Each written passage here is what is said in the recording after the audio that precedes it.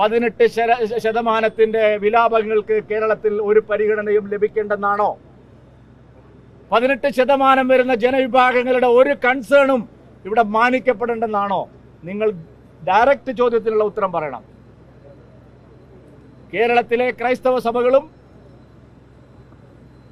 പരിശുദ്ധ മാർപ്പാപ്പ നേതൃത്വം നൽകുന്ന ക്രൈസ്തവ സമുദായത്തിന്റെ ആകെ പിന്തുണയുള്ള പ്രധാനപ്പെട്ട സംഘടനകളെല്ലാം അവർ പൊളിറ്റിക്കലായി ഇതൊരു രാഷ്ട്രീയമായിട്ടുള്ള ആവശ്യമല്ല എന്നുള്ളതിന്റെ ഏറ്റവും വലിയ തെളിവാണ്. BJP ഇത് രാഷ്ട്രീയ പ്രേരിതമായി നടത്തുന്നു എന്നുള്ള ആക്ഷേപത്തിനുള്ള ഏറ്റവും വലിയ മറുപടിയാണ്. ഞങ്ങൾ രാഷ്ട്രീയ പ്രേരിതമായ ഒരു കാര്യത്തിന് ഇറങ്ങുകയാണെങ്കിൽ എന്തിനാണ് KCBC പിന്തുണയ്ക്കുന്നത്? എന്തിനാണ് CBCI പിന്തുണയ്ക്കുന്നത്? അപ്പം ഞങ്ങളുടെ നിലപാട് ശരിയാണ് എന്നുള്ളതാണ് അതിന് കാരണം. ഇത് രാഷ്ട്രീയ പ്രേരിതമല്ല, ഇതിന് മറ്റ് ദുരുദ്ദേശങ്ങളില്ല. ഇതിവിടുത്തെ പാവപ്പെട്ടവന്റെ ജനാധിപത്യ അവകാശങ്ങൾ, നിയമപരമായ അവകാശങ്ങൾ, സ്വത്ത് സമ്പാദനത്തിനും അത് കൈവശം വെക്കാനുമുള്ള ഭരണഘടനാപരമായ അവകാശത്തിന് മേലുള്ള കടന്നാക്രമണമാണ്. ആ കടന്നാക്രമണത്തെ ചോദ്യം ചെയ്യുമ്പോഴാണ് ഇത്തരം ഒരു നിലപാട്, ശരിയായ നിലപാട് സ്വീകരിക്കേണ്ട സന്ദർഭം വന്നിരിക്കുന്നത്. ഞാൻ LDFന്റെയും UDFന്റെയും MPമാരോട്, പ്രത്യേകിച്ച് ശശി തരൂരിനെ പോലുള്ള വിശ്വപൗരന്മാരോട് ചോദിക്കുന്നു, നിങ്ങൾക്ക് മനസ്സാക്ഷിയുണ്ടോ? നിങ്ങൾ സത്യത്തിന്റെ കൂടെയാണോ? നിങ്ങൾ ന്യായത്തിന്റെ കൂടെയാണോ? നിങ്ങൾ നിയമപരമായി ജീവിക്കുന്ന ജനങ്ങളുടെ കൂടെയാണോ? നിങ്ങൾ ഭരണഘടനയെ സംരക്ഷിക്കാൻ ചുവന്ന ഭരണഘടനയുടെ കോപ്പി പോക്കറ്റിൽ നടക്കുന്ന MPമാരല്ലേ? നിങ്ങൾക്ക് മുഖത്ത് നോക്കി രാഹുൽ ഗാന്ധിയോട് പറയാൻ ധൈര്യമുണ്ടോ?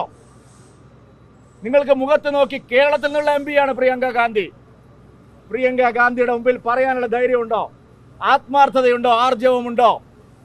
പ്രിയപ്പെട്ടവരെ, ഇതൊരു വലിയ പോരാട്ടമാണ്. ഇതൊരു ചെറിയ സംഗതിയല്ല. ഇവിടെ ന്യായത്തിന്റെ ഭാഗത്ത് ആര് നിൽക്കുന്നു? ശരിയോടൊപ്പം ആര് നിൽക്കുന്നു? വസ്തുതകളോടൊപ്പം ആര് നിൽക്കുന്നു? വർഗീയതയോടൊപ്പം ആര് നിൽക്കുന്നു എന്ന് തിരിച്ചറിയാനുള്ള ഒന്നാം തരം സന്ദർഭമാണ്. ഞങ്ങൾ ആദ്യം മുതലേ ശരിയായ നിലപാടെടുത്തു. മുനമ്പത്തായാലും വഖഫ് അധിനിവേശം നേരിടുന്ന എവിടെയായാലും ഞങ്ങൾ ശരിയായ നിലപാടെടുത്തു. പക്ഷേ ഹൈബി ഈഡനും കോൺഗ്രസ് MPമാരും ആ മുനമ്പം ജനതയെ കാലാകാലം വഞ്ചിച്ചു. ഞങ്ങൾ നിങ്ങളോടൊപ്പമാണെന്ന് പറഞ്ഞ് അവരെ കബളിപ്പിച്ചു. VD സതീശനും സുധാകരനും പാണക്കാട് തങ്ങളും എല്ലാം മുനമ്പം സമരഭൂമിയിലെ ആൾക്കാരെ വിളിച്ചു വരുത്തി ചർച്ച ചെയ്തല്ലോ. എന്താ പരിഹാരം? കേരള ഗവൺമെന്റ് അവരെ വഞ്ചിക്കാൻ വേണ്ടി ഒരു ജുഡീഷ്യൽ കമ്മീഷനെ വെച്ചു. ഹൈക്കോടതി അത് തള്ളിക്കളഞ്ഞു. അപ്പോൾ ഒരു ജുഡീഷ്യൽ കമ്മീഷന് പരിഹരിക്കാനാവില്ല. പാർലമെന്റിലെ ഒരു നിയമനിർമ്മാണത്തിലൂടെ മാത്രമേ, നിയമ ഭേദഗതിയിലൂടെ മാത്രമേ ഇത് പരിഹരിക്കാൻ കഴിയൂ. വസ്തുത അതാണ്. ആ സുവർണാവസരമാണ് പാർലമെന്റ് ഇന്നും നാളെയും കാണുന്നത്. നിങ്ങൾ ആരോടൊപ്പം നിൽക്കുന്നു? നിങ്ങളുടെ നിലപാട് എന്താണ്? നിങ്ങൾ ഇത്രയും കാലം എടുത്ത ഇരട്ടത്താപ്പും വഞ്ചനയും കേരള ജനത ഒറ്റക്കെട്ടായി തിരിച്ചറിയാൻ പോകുന്നു. സുഹൃത്തുക്കളെ, മുസ്ലിം സമുദായത്തിലെ പാവപ്പെട്ടവരും പാർശ്വവൽക്കരിക്കപ്പെട്ടവരും ലാൻഡ് ലോഡ്സും റിയൽ എസ്റ്റേറ്റ് മാഫിയകളും അപ്പുറത്തായിരിക്കും. പക്ഷേ 2 സെന്റും 3 സെന്റും 5 സെന്റും കൈവശം വയ്ക്കുന്ന പാവപ്പെട്ട മുസ്ലിങ്ങളും ഈ സമരത്തിൽ ഞങ്ങളോടൊപ്പമാണ്. അതുകൊണ്ട് ശരി തിരിച്ചറിഞ്ഞ് കേരളത്തിലെ MPമാർ മറ്റ് രാഷ്ട്രീയ വൈരമെല്ലാം മാറ്റിവെച്ച് ഈ നിയമ ഭേദഗതിക്ക് അനുകൂലമായി കൈ ഉയർത്തണം എന്ന് ഭാരതീയ ജനതാ പാർട്ടി ആവശ്യപ്പെടുകയാണ്. നിങ്ങൾ കൈ ഉയർത്തണം. നിങ്ങൾക്ക് ആത്മാർത്ഥതയുണ്ടെങ്കിൽ, നിങ്ങളെ വോട്ട് ചെയ്ത് ജയിപ്പിച്ചവരോടുള്ള ഒരു ബാധ്യത, ഉത്തരവാദിത്വം നിങ്ങൾക്കുണ്ടെങ്കിൽ പാർലമെന്റിൽ നിങ്ങൾ കൈ ഉയർത്തണം. ഇല്ലെങ്കിൽ നിങ്ങളെ ചരിത്രം രേഖപ്പെടുത്താൻ പോകുന്നത് ഏറ്റവും വലിയ കരിങ്കാലികളും വഞ്ചകരുമായിട്ടായിരിക്കും എന്നുള്ള കാര്യത്തിൽ സംശയമില്ല.